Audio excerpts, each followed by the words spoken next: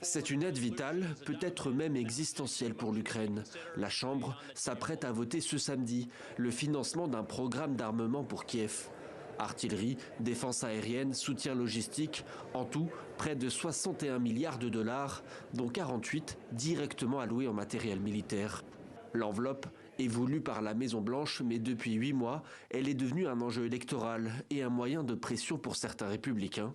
Une lutte interne qui nuit de plus en plus à l'Ukraine sur le terrain. Cette année, nous ne pouvons pas attendre que les décisions soient prises.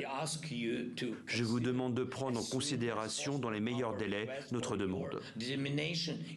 Un ton alarmiste devenu presque habituel pour Volodymyr Zelensky. Le président ukrainien tire la sonnette d'alarme. Son armée est en manque de munitions et d'hommes. Ces derniers jours, il s'est rendu plusieurs fois sur le front pour tenter de remotiver les troupes. Le moment est crucial. Moscou accentue depuis plusieurs mois sa pression militaire dans l'Est, tout en bombardant les infrastructures énergétiques du pays. En attendant l'aide américaine, l'OTAN veut limiter les dégâts.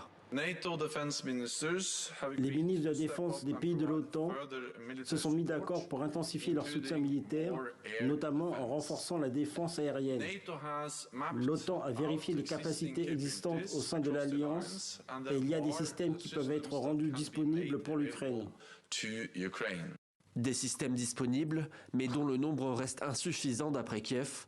Le président ukrainien a prévenu les autorités américaines. Si l'aide militaire venait à être une nouvelle fois reportée, l'Ukraine se retrouverait dans une situation où elle pourrait perdre la guerre d'ici la fin de l'année.